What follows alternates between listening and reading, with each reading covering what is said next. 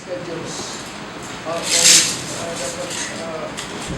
We will continue our prayer schedules. And for those that don't schedule yet for the mayor chain, we urge you to have one schedule. We are planning that every 30 minutes there is somebody praying in the church. So, Post the list. Brother Mark, I will be posting that one. We have already the page, BBC Noblemen. So every now and then we will be updated with our activities for men. And thank you for the prayers. We have successful mission conference because of the prayer. Amen. So let us continue. Marami pa tayong mag-pray. We have to start mission sa Kenya. We pray for that. We will be rallying behind Pastor John as BBC men to the success of the church. So, sino yung mag-pray? Tayo na lang. Tayo mag-pray dito sa BBC men. And also our prayer partner. Continue to remind your partner. Continue to lift up your partner. Your prayer partner. If you don't have any prayer partner, you find one partner and make a schedule that both of you are praying on the same time. Both of you will be praying for each other. And we will be posting also a prayer request on our page. We will be, if you have prayer requests also, you just post so that everybody can pray for them. And also we will involve sa church, request ng church. Prayer request of the church will be posted also on our page. So continue to pray. Let us revive our prayer life through this BBC fellowship. If we can revive our prayer life, it will be better for us, for a stronger Christian. Now, I would like everybody to stand. Everybody to stand. Kung wala kayong blessing this week, kung sino walang blessing this week, pwede na makaupo. If you don't have any blessing this week, you can sit down. But if you have blessing this week, just one blessing, just tell us your blessing, then you can sit. Then you can see. We'll start with One word or one sentence? one word or one sentence. We'll start here and go around. Whoever has the chance to give his blessing, if you want. Thank God for the healing. Healing is not easy task. Easy, heavy. I thank God for Pastor and Mrs. Estepona for Amen. the visit. Amen. Just continue. Amen. Amen. I thank God for bringing me back to Qatar. Amen. Thank God for being in the family. Amen. Thank God for the word that Pastor Sisipona preached my Yeah, family. it's a blessing. Amen. It's a blessing. Yeah. Pastor. Super material and financial blessing. I thank you also for the word that I heard for this second meeting. Amen. Just pop up. Salamat sa Panginoon sa kalakasan the whole week. Okay. The help and Help. Thank God. Amen. Thank God for the conference that we did. And may God give us strength to do more than this. Amen. Amen. Amen. Guys, I'm excited about family. Amen. Thank you. I thank God for the protection that is given us in the coming. Amen. Thank you for Just say. Continue. Amen. Amen. Amen. protection for Nothing. The protection. Yeah, we need that one. Thank the Lord for the message of Pastor Mr. Really, when I was in the video, I was thinking, Yeah, it was a blessing. Careful, huh? Just one by one, please. Amen. Lord, okay, good. Amen. So thank you to God's protection as well by doctors, believer, Amen. The Lord promised it. Amen.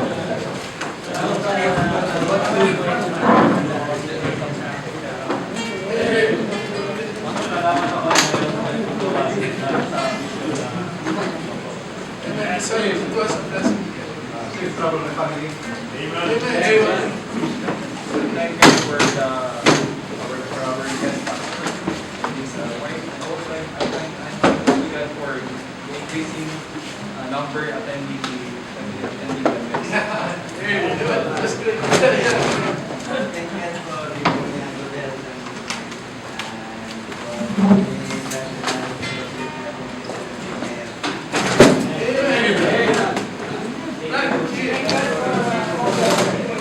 Sabay sila, sabay yun. Sige. Okay. Brother Norman, ulitin mo ba? Amen. I time with you is like appreciable but with God with us, with me, nothing is impossible. Thanks, Brother Willie. Amen. Thank you for being healthy, not only for 1 week, but for 2 weeks. Okay.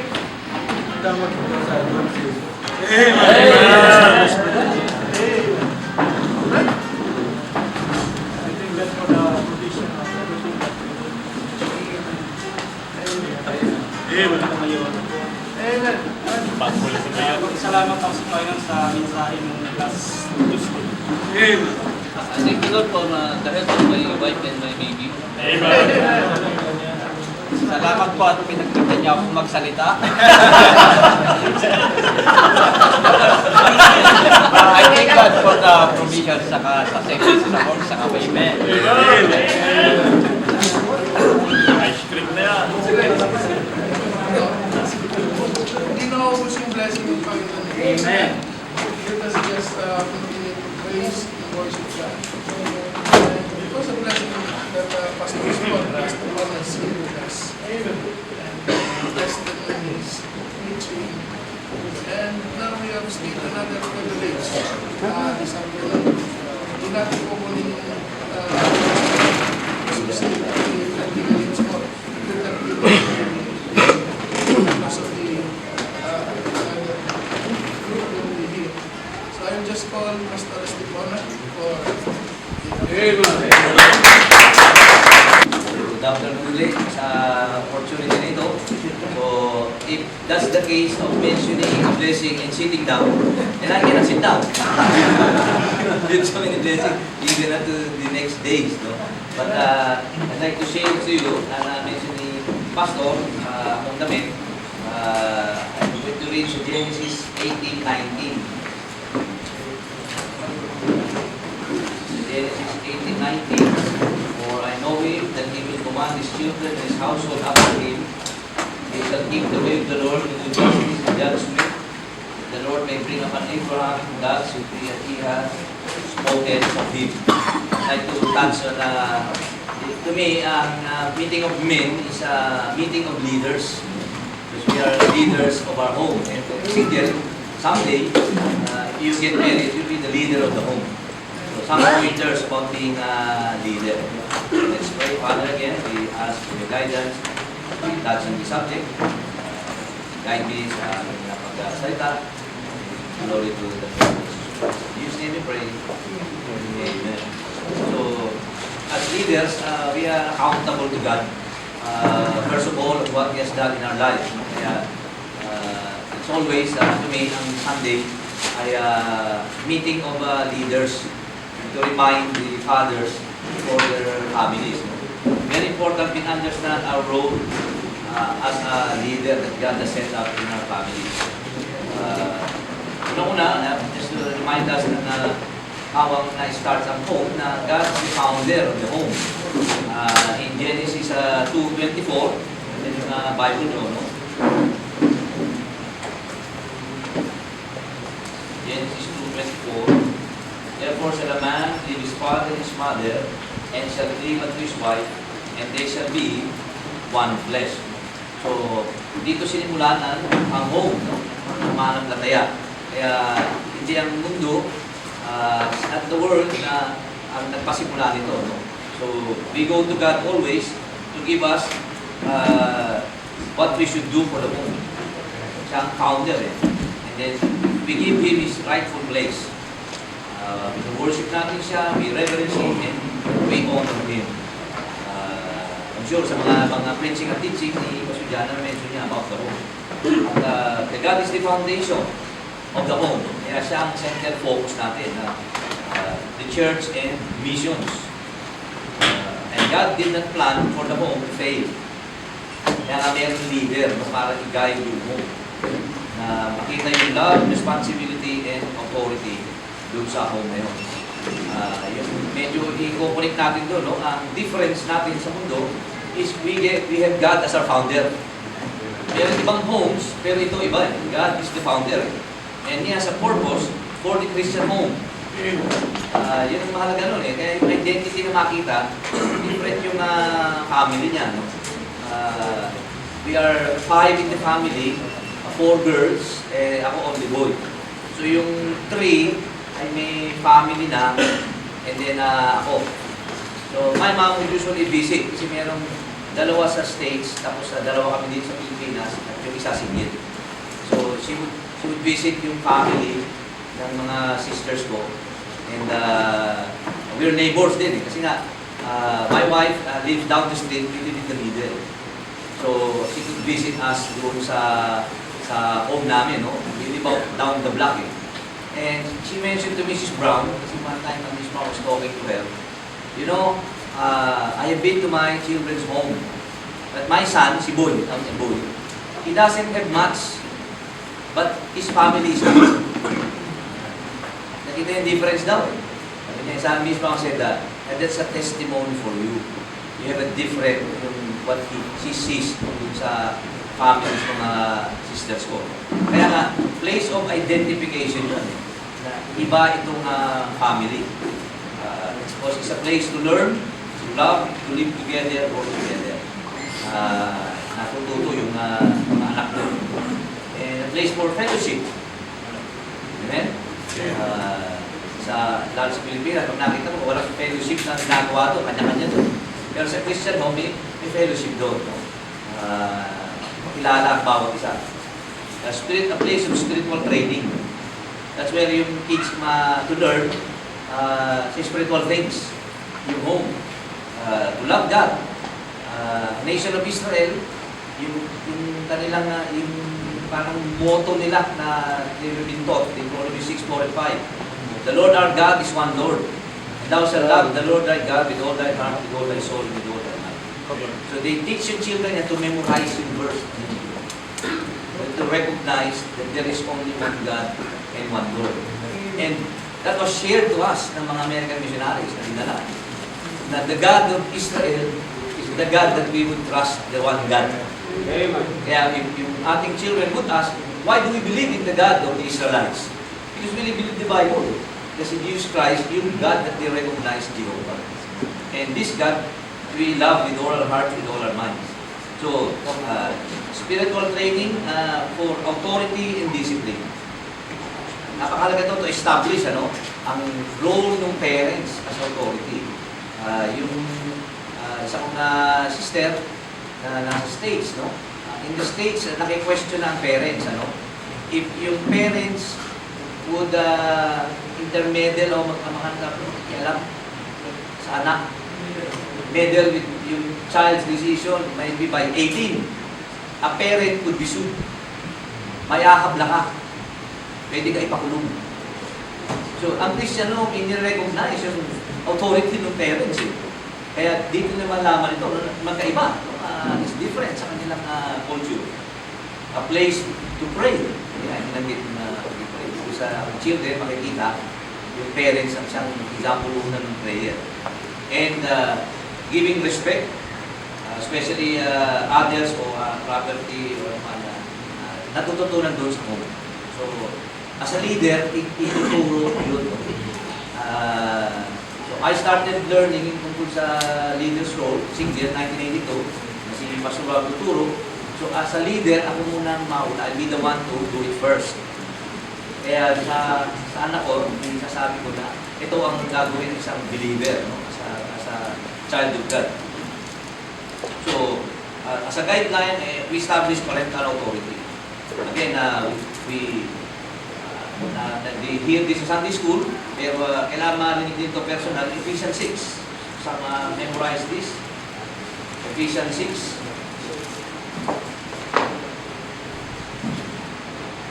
Children, obey your parents in the Lord, for this is right. Honor thy father and mother, which is the first commandment with promise, that it may be well with thee, thou mayest live long on the earth. See, as they grow, they would ask, why do I have to do that? Yung eldest namin at 5, while going to church, nagtanong siya, why do you have to go to church? Tinuro ko siya dito, children, obey your parents. So, we're not asking you to do something wrong or to commit sin. You just trust us to obey. We're just obeying God. So, God has put me in this family, so I'm telling you that we obey God. As I obey God, you obey us. So, ini-establish na agad yun at the start. And then, Christian example. No other place na ang child ay matuto ng Christian example kundi sa parents. Going to church, the relationship with one another, at times, kaya Pastor mentioned, no? I took over La Loma at 25. And at that time, they were professionals sa church. So I told them na if you would have a hard time being under a young pastor, you tell me now. So that we would not have a problem, no? You cannot submit to a younger man. But nobody mentioned that they would not have a hard time. So, being the leader at that young age, to teach those also at the younger age, that when they pastor, even though they're young, that the people would respect your position that God gave you. So, usually yung children would ask about your authority in leading the family o in leading the church. So, yung mahalagang guidelines yun na ma-establish yung parental authority and Christian example. There is some teaching usually, we could not teach what we are not. Hindi natin pwede ituro yung hindi naman tayo. Napakalaga nun. Kaya nga, sa laws, those who do not know the Lord Jesus Christ, they would tell their children, do not smoke, but yet your father smokes. So yung child sasabihin, how could I obey you? You're the one smoking. Well, din yun. Sa believer, leader sa Christian home. May papagawa ka, hindi na, ang unang agad, the first thing that they would look at is tayo na leader. Are you doing it? Kaya if I teach my son to forgive, does he see me forgive my wife? Siya ko muna ang anay niya eh. O if I ask him to ask forgiveness, he would return that back and say, do you ask forgiveness to the wife? Kaya yung example dun. Kaya nga, even though that 9 years, that's what we adjusted. No? Dahil the couples there were older Christian couple, older couples, but not Christians when they got married. Unlike kami, when we started, we were already Christians. So yung 30 years namin as married, were in Christian life, Christian setting. Kaya when I arrived, so yung iba doon, married for 40 years, but were Christian couple only 5 years. Kaya when it came to counseling, hindi na yan i-question na how could he counsel us when he's just a young couple? But we started as a Christian couple. So there's a difference. So they would listen. We will use the Bible principle in helping them live yung Christian life as a couple. So it's as if na they were just starting to live as a couple when they became Christians. Not the 40 years married, but the time that they became Christian. Kaya kung 5 years lang sila living as a Christian couple. And there are many things they have to adjust. So, yung example nun, of applying sila, hindi naman din apply. They were not able to apply yung principles ng Christian. They were not Christians din. So, yung pagka-counsel ng older, they gave you respect at recognition that we teach the Christian principles and we want to help them. And kasi yung American pastor, if you would counsel them and talk sa English, hindi nang kakaintindihan. Kaya sabihin ko, hindi naman siya maintindihan. We could not understand him. So I would translate. Ako maging translator. Yung problem, sasabihin mo sa kanya. Kasi usually, pag yung couple nahirapan sa English, yung magme-mention siya ng you know. The American pastor having hard time understanding it. And not knowing na later on pala, he would pass on yung pag-counsel para dito sa mga couple. Now, we are not the best couple among them, but nandun we want to help. Although it's a ministry and it goes beyond the ministry. Kasi yung personal lives of the people, yung mga couple, na they could not ask their parents dahil yung parents sila, hindi naman Christian. They ask their friends and non-Christian, the more they get into trouble. Lalo kung it's like there's something wrong sa plumbing and you ask an electrician. So how can they help you, di ba? There's something wrong with the electric fan, you ask the painter. Ganun din yun, no? God is the founder of the home. So, marriage and Christian home was founded by God. So we ask God. Not yung others, no? And problem niya pati, I don't know here sa Manila, yung couples ask advice from separated couples. Iwalay na. So what would they advise? To separate also. Iwalay na sila eh. So ano makukuha mong advice? Umiwalay ka na rin. Ayun ang problem. If they ask advice from that, that's what they would get. Okay, so hindi ko alam yung background ng iba dahil na yung Pastor mentioned about open forum and questioning. So pag hindi ko alam yung background, mahirap magbigay ng usually find out yung background ng tao para makuha ko ng konsepto. Pero nonetheless, he mentioned that if we would open for some questions. I'm not the best sa husband-wife relationship at you ask my wife. He would say also. But as having some part in the ministry of some couples on how we could help, maybe at make it help some way. So I can open that. Kung may mga questions tayo about being a leader or being a dad, Pastor, ano po yung mga common mistakes ng mga fathers? Di una na yun, Failure sa... not being the leader God wants us to be. An example. So isa, not applying what we would teach the children. Sila agad ang unang, kaya nga, sila ang unang criticizer yan. Pag naging teens na yan, sila ang unang, they're the first one to criticize. Kasi they're the ones seeing us every day. Sila ang unang nakakita. Kaya they're the ones na, you're saying this and you're not like that. So if they notice that, then I have to be the one to apologize and ask forgiveness. There was one time, I was going out to witness, give tracts. My son was 5 years old. Where are you going? I'm going to give tracts and witness.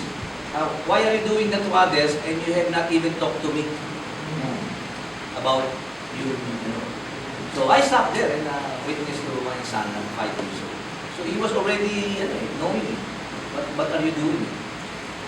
So yun agad napansin he noticed. So yung being a leader that God wants us to be at yung being an example. Kaya nga, yung pag-soul, yung as a Christian, pag may problem, we go back, as a Christian, nagawa ko ba yung role ko sa Panginoon as a Christian? Kasi yung problems usually connected na sa ating problem. And then, paano ko kasi, how am I solving yung problem? Hindi lang as a Pilipino o as a man, hindi lang as a Christian. What would God want me na i-solve itong problem ko? For example, magawa mo na yung part ang mali na gusto mo.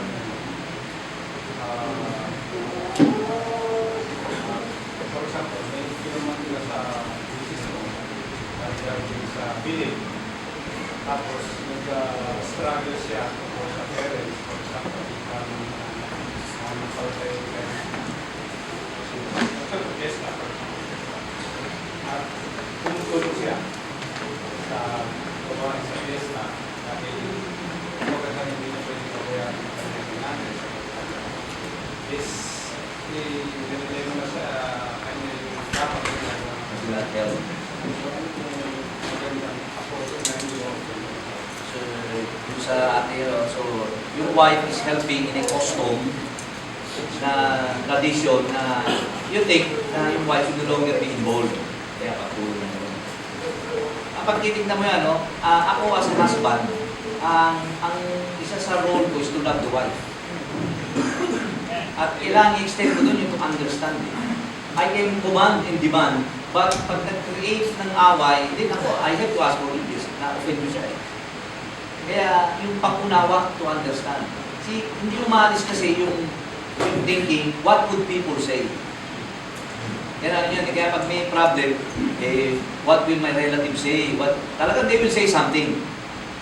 But if I think of my wife ang concern ko. What does she think of me? Accepting niya as a wife. Kaya, ano man ang sabihin nila, as long kami ay nagkakasunod nila. Yun ang concern. Kaya, kung pinapag-usapan, you tell her at natitulate ng friction, isa sa ano lang love is to understand, to be patient, to be kind. Kaya mabigat no? Heavy ang role ng husband Kasi ano yung command to love? And to love in 1 Corinthians 13, to be kind, to be patient, believe in all things. Talaga mahirap gawin yung love Pero iyon ay para what I will do for her. Ngayon, kung ako yung gano'n na, sa akin palagay, should not be helping. At iisipin ko na lang na she's just helping in cooking. Yung reason ng mother is for the occasion, for me, helping yung cooking. Because if you would think na yung panggagalingan ng pagkatalo is food, pagkain, pagsilbi. Parang maliit naman na bagay na yung pagtanong namin. Hindi na ganun na, kaya yung understanding ng siguro yung belief niya sa gano'n. And then, kami mag-uusap personal. Yung ando pa rin yung spirit ng bilang Christian. Ika nga ni Pastor Brown, fight as a Christian. How do Christians fight? Kasi, sometimes they would not believe na yung salita mo lang na gano'n ay hindi true. Kasi emotional sila eh. Pero Gusto nila maramdaman yung pastor, kasi sinasabi ni Brother German, hindi lang yung the way you say sorry, pero yung mismo mag-sorry, parang ang hirap. Yan, Bakit ano? yung pagsasabi ng sorry. Ang difference nga sa amin, may ego tayo. Na parang pag nagsusorry tayo, na tayo may bumababa yung ano natin. Kasi nga, sa iisipin ng iba. So, isipin na lang gusto isipin, pero ito, ako na, si Christian, gagawin ko na mag-sorry dun sa kanya. Basta yung pag-sorry, pastor, pag hindi mo kasalanan, kailangan mo mag-sorry. Kaya doon nga pagtatalunan nyo kung sino may kasalanan eh.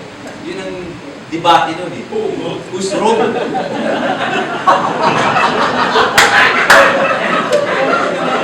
Siguro pastor, magandang linawin yun. Dapat ka bang mag-sorry kung alam mong wala ka namang kasalanan? Yun ang tinatanong ni Brother German. So do we have to say sorry when we know that it was not our fault? Para lang matigil. Nakaka-relate ba kayo doon? Yes! Lahat na nakaka-relate sa inyo. Si Brother Tulad niya. Ano ito? McDonald's. Ano to? W ito eh. Sa akin W eh. Sa'yo eh. Kadalasan ganyan eh. Kung ano yung nakikita ko pananaw ko, tama ako eh. Pero tama yung nakikita mo eh. W yan eh. Maubos na lang ang buong gabi, nagtatalo tayo. Sa nakita ko. Ganun kadalasan na nangyayari doon. So sa pananaw niya, tama yung posisyon niya. So, meron yung time na to give yung space. Kung umiinit na, ano mo tayo, huwag na tayo mag-usap, straight na tayo, ceasefire. Kaya kami Geneva Convention eh. Oo, kasi mga vocals. Paano mo pa, sir? Ikaw, ceasefire, siya, fire pa rin. Sabi ng Bible, better to go to the house top. Bakit dito sa bubong eh? Without not inuman. Talaga inano pa, tukan lang muna sa bubong. Kaya mag-away pa sir kasi may away pa sa bike. Yung nga yung technology, nagdagdag pa sa mga ganon, na doon sumasagot, hindi naalagay sa mga ganon. Kaya nga, pag ganun may misunderstanding, mas maganda yung personal eh. Huwag yung technology. Kasi ang text, walang damdamin yan. Wala yung emotion eh. Hindi mo alam, pag sinabi niyan ayaw ko, paano mo sinabi yan? Ayoko. Ayoko. Wala kang narinig. Kaya pa kailangan marinig mo. Kaya binibili ko sa mga young people, huwag makapag-away sa text. Walang damdamin yan eh. So ganoon din sa mga married, walang damdamin yung text. Mali ba naman video ka, video mo. Paano yung mga naaway ng asawa na nasa abroad? Video call na lang. Kaya nga, kung maliwanag, malinaw yung nakikita mong. Kasi nga, isang area ng communication sa married couple, yung paano pagkakasabi at anong dahilan siya. May ways na ang communication, hindi tayo nagsasalita, pero ang feeling ng wife natin, rejection. Kahit hindi ka magsalita, umalong ka lang. Pag ang lalaki ang tahimik, pastor, that means peace. Pag babae ang tahimik, that means war. Wow, baliktad ka. Pag nanahimik.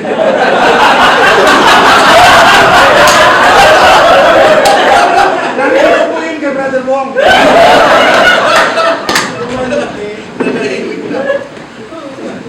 Kailangan naman yung lagi tayo is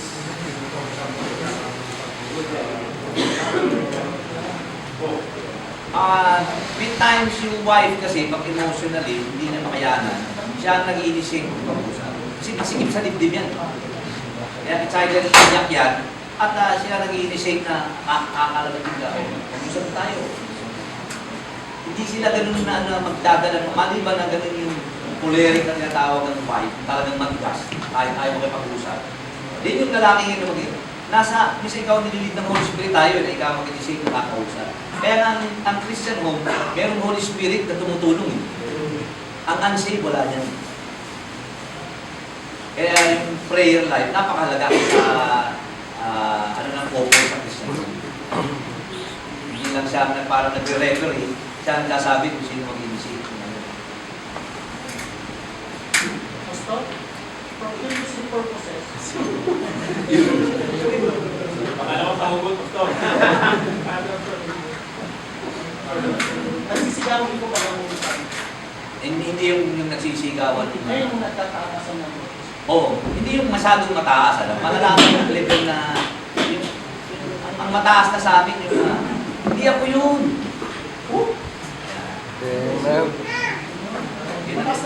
Yun yung mataas. Normal pa sa akin.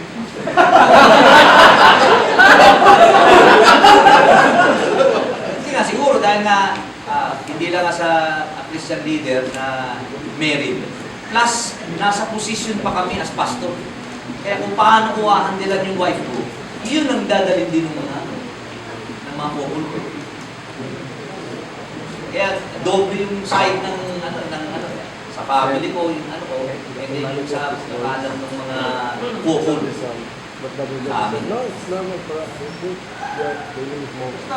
May sundat na tanong ka patungkol daw sa away. Paano kung nasa kalagitnaan ng away at medyo nagkakawanan ng salitaan at nanahimik yung lalaki, pero yung babae, ipupurok pa rin, ay yung babae, ipupurok pa rin niya ng lalaki na sumagot ka, parang inaaway ka. Hindi ka sumasagot, pero nahimik ka. Kasi ano ba yung magandang pansin? Dahil Habang nananahimik ka, mas lalong parang naapuyan ng sunog. Natin, ang unang what we mention in context ng Christian home, no? So, understanding na both ay Christian. Kaya kapag umaabot sa ganun, manahimik muna tayo, mag-pray tayo. Kasi gagamitin mo yung option na yun. At ayaw tumigil. Tumigil ka muna nga, mag-pray na muna tayo. Sumbok kita kay Pastor. Meron ba ganun? Kapag hindi talaga mo natigil. Paano po kung paano na po hindi say unsaved or backslider o hindi kayo pareho ng spiritual? Ayan, tayo na Christian ang mas nagtitipid na o yung ano lang din ng Holy Spirit, mas tayo ang nagtitipid. Kung yun ay unsaved o backslider, nasa kanya yung option na sumunod sa Panginoon na maging example. So, ang sinasabi ni Brother Roland po, kahit halimbawa, hindi pilit siyang sumagot, huwag na lang sa murang sumagot. Huwag na muna tumagot. Kahit naka-10 disco na stop. Eh, kasi nga sabi niya. Ako sa'yo, kami na ako sabi. Hindi ko kaya yung pag nakagano, hindi ka makakaintindihan ng walang emotion na makikita ko pag nakaselfone. Yung case niya kasi may butter husband. Hindi, sa Women's Day sa Pilipinas, ano yun, pwede mo i-report sa barangay.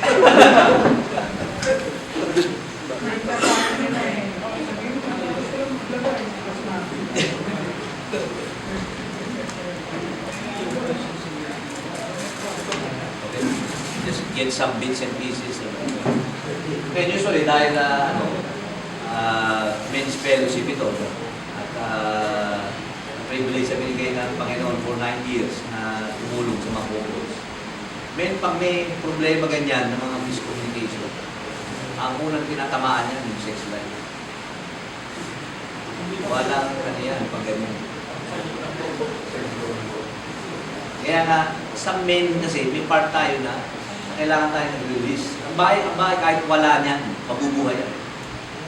Kaya bilang isang Christian na sa home na pinaka-leader, mini-maintain ko yung peace. Kasi ako ang maapektuhan yan. Hindi mo mahimik, binanggit ko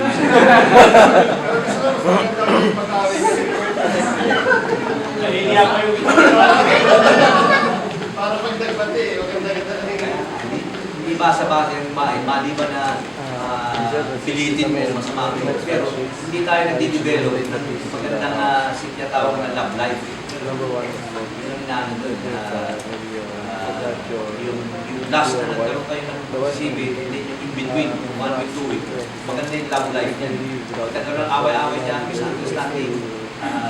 Pwedeng pumayag yan, pero masama doon. Kaya nalala ko may problema. Ang unang dinadala, problema yun, hindi kami gano'ng sisipin na kasi may mga kaaway. Kasi ang babae more emotional eh. Inibigay niya yung sarili niya dahil natutuwa siya. It's the way of retaliation. Retaliation pa. And then, tulad na dahil men, pag may problema ng gano'n, tayo nagtiisin natin yung kahit matagal. Pero pag matagal na yan na hindi niya matake, unang umiiyak yan. Unang umiiyak yan. Tapos pag humihingi na, usually unang humihingi ng tulong ng babae. Hingi siya ng tulong kay misis, may problema. Pag share mo naman yun sa couple, may problema daw. Wala akong problema, pastor. Bakit umiiyak ito? Diba? Sabi ko wala problema, pero yung asawa, umiiyak ka eh.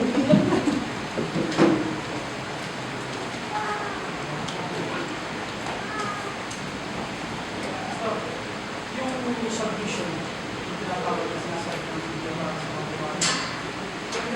Ano po yung boundaries? Yung submit yung husband. Okay, yung magbabanggit niya sa kanila tungkol doon. Yung, halimbawa, di ba, ako na leader, sa opisina, no? Ako yung supervisor. So, kailangan i-recognize yung supervisor doon sa office. Kaya yung mga empleyado, yun ang supervisor eh. So, yung position ko as husband, ganun eh. Ako yung nakaposisyon, ako yung mananagot sa Diyos, kaya kailangan mag-submit ka sa akin, magtiwala ka, paano ipapatakbo itong tahanan ko. Pero kung sasabihin na sa kanya, sabi ng Bible, mag-submit ka, yung susunod ka lang.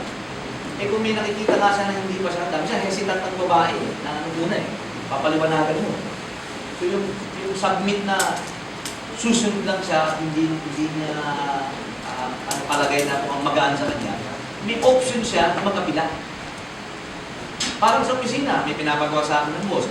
May nakikita akong parang, boss, pwede bang gawin natin ganito? So yung boss ko may option siya na pakinggan ba?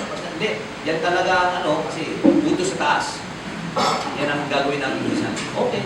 So ako na yung empleyado, nagsasubmit ako. So yung last say talaga Sa husband. pero kahit saan pinag-usapan nyo, lahat ng bagay, tapos doon sa pag-uusap nyo, para mas matimbang pa rin sa yung posisyon mo. Pwede maganda yan tayo. Kaya sabihin natin, pwede muna natin at makita mo din. Kaya pag may ganun, natin muna na, sige, pag-pray mo muna. And usually, ako nag-pray din yan. Bukas, oo nga, sige, nagkaroon na rin ako ng peace. Kasi kung ituloy ko, so ako, pwedeng empleyado na gagawa ng trabaho ng masamang loob. Hindi magtatagal, mapapansin ng boss yun. Bad attitude. Kaya typical na parang yung pinaka-umaharap, tayo ang nananagot sa Diyos. Kaya yung tanong sa gabi na yung decision na may bibigyan ng pera, may kamag-anak, at sabihin na, well, ito ang gusto kong gawin. Bilang Christian home nga, bigyan ng pagkakataon na maunawaan ko rin siya. Pwede kong iutos pero hindi niya makatanggap pa.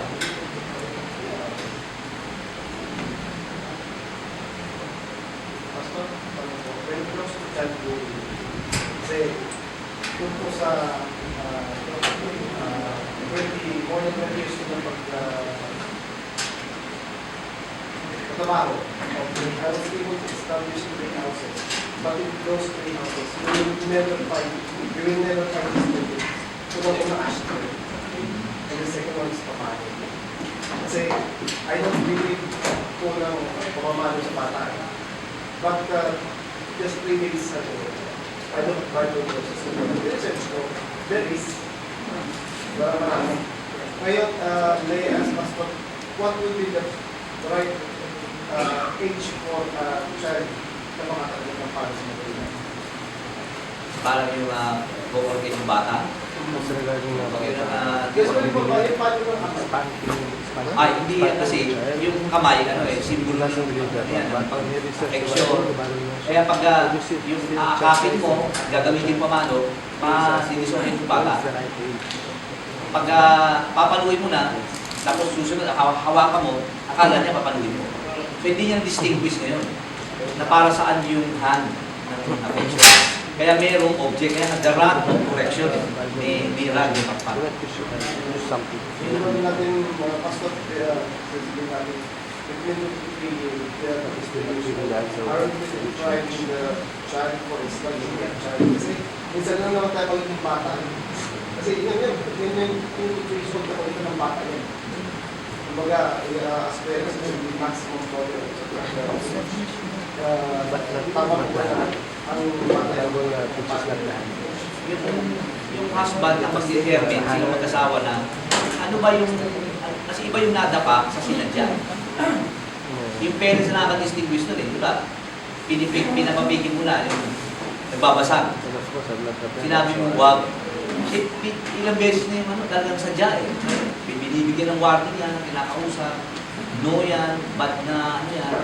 So may warning muna. 2 to 3, tawag nga 3, terrible 3. So, yung maliban na sadya, mayroong bata na hindi pa naman ganun ka Kaya nasa parents yung nakakalam dun sa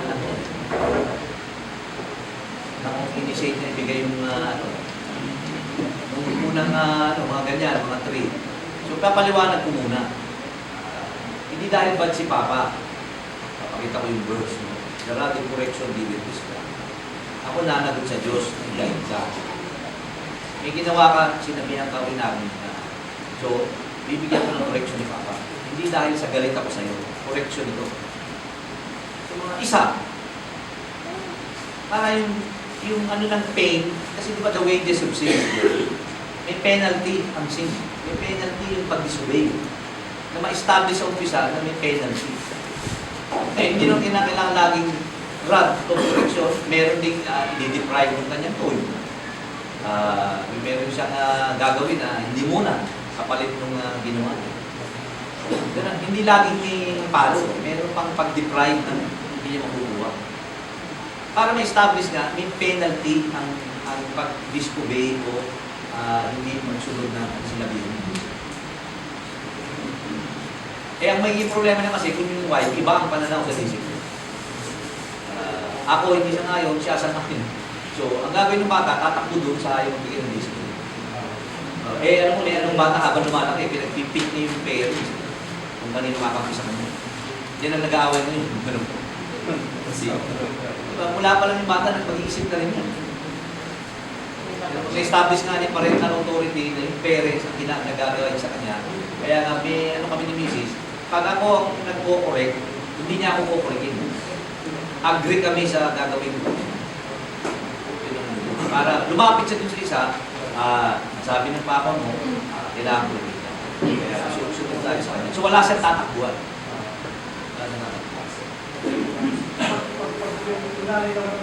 Kapag nalayan naman ng correct, hindi ako, okay, may nakita si mama, may ginawa kong di tama, at siya magpo-correct sa'yo, sakayin ng buhay. Hindi siya makakakusa. So na-establish sa dalawa, na ginaguide sila ng parents, na pag nag-correct, pareho silang sakayin. Mahaba-haba ang ano lang pagka-child correction, pag tino nga, when should I correct your child? 10 years ago. Ibig sabihin, bago pa nagkaanak, ako na parent, kinokorek ko na ang sarili ko pag kinokorek ko ng Panginoon. Kasi kung hindi ko tatanggapin ang correction ng Panginoon, paano ko correction niya? Ako dapat ang nauna na nakaranas ng correction ng Panginoon. Ako dapat ang unang dinisiplina ng Panginoon. Okay, yung, di ba yung sinabi doon, yung obey your parents in the Lord and honor thy father and thy mother. Ang age ng teen, merong na nakakausap na, kaya depende yung age. Kung 14, 15, nagkasundo kami ni Mrs. noon, yung na nakakausap na at pwedeng ibawas na yung, yung palo. Nasaan yung pag-uusap yun kung kailan nyo i-ano yun. Pero yung respect, kinakala, may respeto pa rin siya. Kasi ang obedience, once na nagsarili na siya ng buhay, nagkasawa na yan, hindi na talaga susunod sa akin yun. Pero yung respeto niya, dapat nalilin pa rin. Meron teacher sa Amerika, yung anak niya, kakasal na, pinalo pa niya. Oo, naka-wedding dress, pinalo pa rin. Sa amin yun, ano na yun siguro sa anak ko, mga first year college, naiintindihan niya na okay, ginawa namin yung kailangan namin gawin at nakikita ka ng Diyos at siya naman ang mamalo. At madalas, madadabayan, alam niya pinalo ako ng Panginoon. So, ang Panginoon ang susunod na magpapakita ka sa papaluin. Kasi hindi na namin siya nasusundan. Kung hindi ka man namin masundan, may kung gagawin kong mali, papaluin ka rin ng Panginoon. So, nakalanas na siya nung ano yung sabihin ng pagkaroon ng Panginoon. So, ililipat na ngayon na ipagtiwala sa Panginoon para kung umalis sa as far yung age, nasa ito yung asawa ko kailan yung kaya. Question lang po, wala po po anak. Pero yung mga may anak po na towards na sa teenage days, teenage years ka, paano po hinahandle yung pamiligaw? Paano po Kung babae si Mrs. ng kasi wala naman akong damdamin babae at wala akong balak magkaroon. Yan babae, kaya mas naiintindihan ni babae. Lalaki, Pero may tayo, tatanong din yung lalaki kay Mrs. Kasi yung side ng babae. Nag-usap lang na para ma-concentrate ka sa pag-aaral mo, huwag ka muna mag-crush-crush. Kasi baka hindi mo mahal sila. Mamaya, gusto mo, hindi ka nakapag-aaral, so hindi tama. So hindi nakatulong sa'yo yung pagkakaroon ng crush na distract ka. So unti-unti, binibigyan ng pagkakataon na nag-design siya. Ngayon, kung hindi believer yun, napakalaga magtiwala siguro. Sabi sa Bible, huwag magkaroon ng isang believer. Baka magkagusto ka dyan, ang potential partner yan. Hindi maiano sa edad eh. Hindi maiano sa edad. Dapat kung discourage Ay, hindi. Kasi nga yung anak, dumadaan sa, sa yung katawan niya, nag-change yung mga hormone niya, magkakaroon talaga ng crush yan. So, magbabanggit yan ng meron siya na gustuhan. Ipapaliwanag mo yun. Normal talaga yung magka-crush. Pero, kung magubos naman mo, balang araw, ay tutuluyan mo at hindi yan believer, ayaw ng Diyos niya. So, kailangan marinig niya kung ano yung side ng gusto ituro ng Diyos at yung side na gusto niya sana gawin. Para makapag-decide siya, susundin ko ba ang Diyos o yung nararamdaman ko? Kaya madaling sabihin na, wag, itigil mo na yan. Pero pwede magtago yun. Tayo po mga lalaki bilang kumaturang dapat namin sa kanila or pati yung wife. Kasi, halimbawa, lalaki, ako may anak ko ako, hindi na tayo. Meron yung kasi kung ano po, kung ako nag-isurbaw sa so nakakausap sa phone, maganda din ba na nanay ang... Sa ngayon, yung mas malapit, yun ang tamang usap.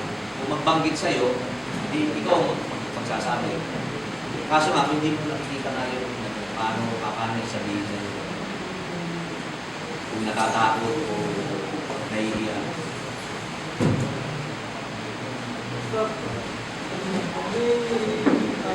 Sa generation mo ngayon mga kabataan, lumaki sila sa Christian family. Everyday every Sunday pupunta sa church, babasa ng Bible. Pero maobserbahan mo, parang sa kanila, rutinado na lang o parang for the sake of the family. Ano po yung magandang Isang araw nag-uusap kami ni Pastor, yung verse na train up a child in the way he should go. And when he is old, he will not depart from it. So, ginawa natin yung turo, pinadala natin sa church, at nagbibinata na, nag-establish siya na sarili niyang conviction. Pwede mag-decide yan na lumayo. Nakwento namin kay Pastor, yung anak ko, hindi laki sa church yun. Nung nag-college siya sa UP, sa Quezon City. Minsan isang camp, sa campfire, nagbigay ng pagkataon, di ba? Share your testimony. Kapag nakaupo kami doon, tumayo doon sa campfire. Isi-share ako na hindi alam ito ng magulang ko. Dapat sana, papunta na ako sa bundok. Sa Quezon. Sumali sa kaliwa. Pero sabi niya, nagtatalo yung isip ko, hindi ito ang natutunan ko mula mali. Si Jesus Christ, revolusyonaryo, pero hindi yung kapatulad na sinasabi niya. So nag-decide ako na huwag sumama. So, dumating yung punto na kailangan mag-decide siya, anong gusto niya maniwala. So, laki ng church yun. Kasi siya nag-decide na huwag sumama. Kaya nga yung verse na pinagtiwala namin na, and when he is old, yung nakaka-decide na, nakaka-decide sa kanya, siya ang pipilit kung sino gusto niya palantunan. Tama pa rin ang salita ng Diyos. Ipasok mo lang ipasok din yan, babalik ka yan, ibabalik sa kanya. Na magkaiba yung filosofiya ng tutulong. Kasi hindi natin matatalian na.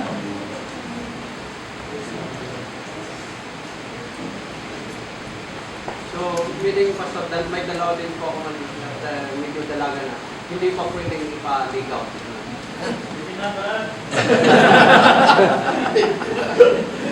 Anong hindi namin ilang taon na? 40s. Pero alam mo, may nanliligaw. Yun yung masakit mo yung malaya. Kaya nga, iiwanan ko na balang araw may mangliligaw sa'yo, bilang ama, may prinsipyo tayo natutunan na dapat may kapwamanang pagkaya. Malaki ang chance na pag nagusto mo, hindi makapagkaya, pulo mo. Kaya ngayon pala, sinasabi ko na sa'yo na ako na magulang, gusto ko mapuntahan mo yung tama. Kasi the more na pipigilan mo at magtatago yan. Kasi yung inaalam niya kasi na kung concern ka, nasasabihan mo siya.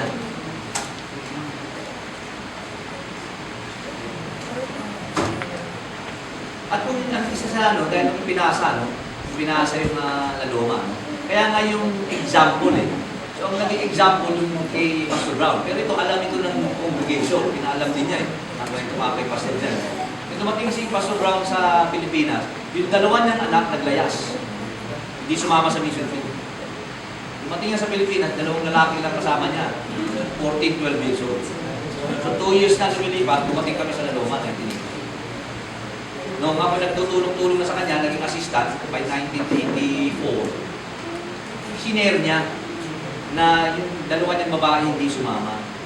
At yung isa, nalaman na lang magkagaling ng Hawaii, may anak na walang tatay. So what should I do? Sabi niya, should I resign? I go, if you resign, how will we know how you handled it? And this is the time na we have a part sa yung family. So, nung isang Wednesday, nagturo siya sa room 15, yung prodigal son. Matapos, ganito, hindi dyan sa taas, sinabi niya sa mga tao na meron nga siyang anak na babae na, 3 years old darating, na kung i-accept daw namin. So, yung mga tao, nag-rally behind. Kasi nga, yung mabalitaan daw, meron missionary, yung anak mismo, gano'n. So, siya ang nagpakita ng halimbawa na paano, na kung may mangyaring gano'n, tulungan, andun na yun, may nangyaring gano'n, i-accept. So, yung mga nagka-problema ng gano'n, in-accept din namin na matulungan sila. Wala, naling lang, naloko. Kasi nga muna iniisip yung typical na ibang tao, pauwi sa probinsya. Tapos babalik na lang pag nanganak na. Kaya siya nagpasimula, no, they stay here and we will support them and tulungan. So sa kanya nagpasimula. Siya mismo. Kasi nga yung naalala niya yung sasabihin daw. Gano'n, nangyari yun. Desisyon yung bata. So doon naman kami nakakuha ng example. Kaya sa kasama sa church, kung may mangyari gano'n na yung kabataan ay talagang nakapusok gumawa ng hindi tama, wala, hindi man natin hawak ang damdamin niya.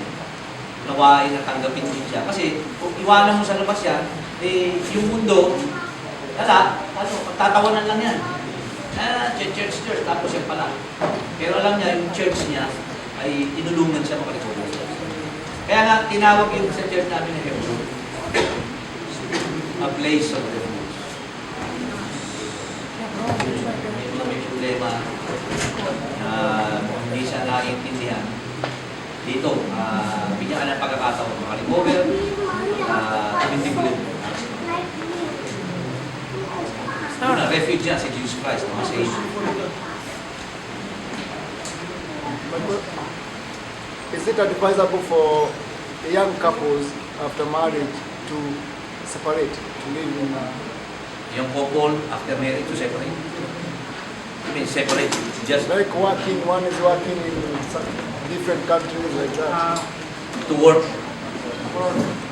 One is working abroad, the other one is working After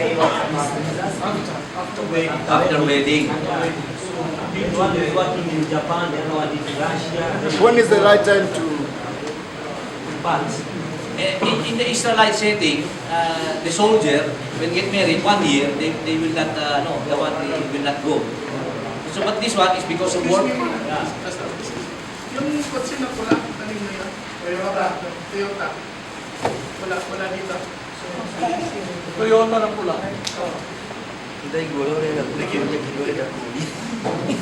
So, your question is it okay? Is it right? Is it right? Is it advisable that young people they just like now? I go to Kenya, I get married, I live right there. After 1 month, I come here, I stay 2 years, then I go for 1 month. I come here 2 years again. I go for 1 month. Is it advisable? Your work is to go back and forth. Nag-asawa siya, naiwan yung asawa niya dahil nagtatrabaho siya rito. Nagtrabaho siya dito ng 2 years, go home for a vacation 1 month, come back and work another 2 years. Parang ganun siya. But is there an option that you could get your wife? No. Yes, there can be an option. Too expensive. So you see, spending much. She will there, she will be at home. What can you advise? Because as much as possible, in 1 Peter 3:5, to dwell with your wife. As much as you will with them. So, at the offset at first in the counseling, we would ask it if they would, where they would work, and to plan that they would be together. And if there's an option to go abroad, that they could get the wife or the husband. What if not? So now, it's either if I'm concerned with my wife, then I would look for a work where I would be with my wife. Is it advisable to resign and trust God to provide for you? Give you a job, so Yes. faith would come in. I would want to obey the Bible. Lord, I would go back and give me a work there. Or, let me bring her here. And I've seen some, they were able to get their wives. The question is asking is for many of the people who come around, especially in the Africans. Not only Africans, Filipinos also. Filipinos also. Filipinos, sometimes they are a bit, you can see they can come with their family. But for us, it's very hard for you to get a job and at the same time your wife gets a job. That's why he found under his perspective. That's why you stay here for 2 years, then you go back again for 1 month, then you come back again.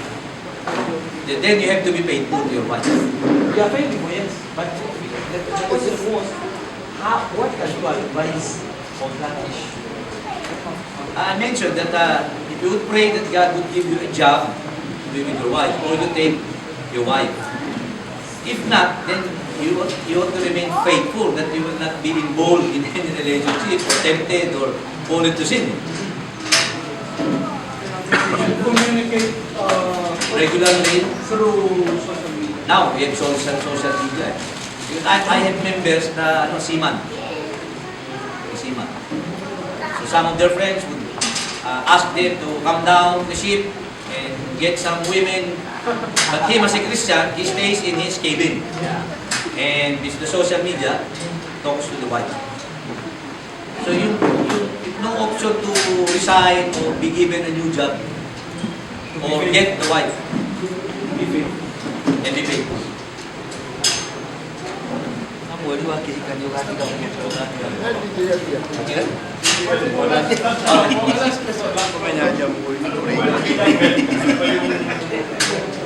Dapat namin gawin, magandang gawin para po sa kaliligayan namin mga asawa natin. Ano ba? Kailan po sa sex? Given na yun.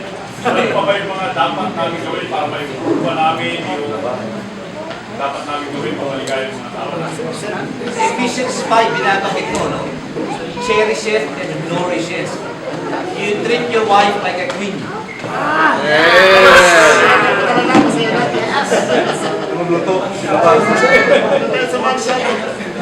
Sinagawa ko na po yung mga ibang pwede. Kaya yung Panginoon pagkapakayapon na yung tao. Ayun, yung pakitaan ng pagkalingan, no? Pag si Pastor Brown, when Mrs. Brown mentioned something, agad-agad he would listen. Pag may tinanong, aalin niya agad. Pag may mini-mention siya, i-recognize niya agad. Making her feel important. Which is talagang important si Miss Brown dahil ang Bama curriculum ng BI, si Miss Brown ang may gawa niya. Spend niya maraming hours kada type niya. Kaya binigyan ng special recognition. Kasi pag dinidisregard mo yung natin ng babae, nasasaktan yan. Hindi binibigyan ng attention. Nasasaktan. So isang way yun, pag i-treat her nicely. So yun na. Regaluhan ko.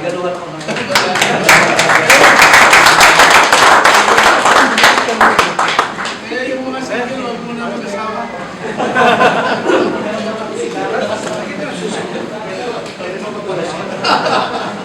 Okay, tayo lahat. Yung susunod na grupo na.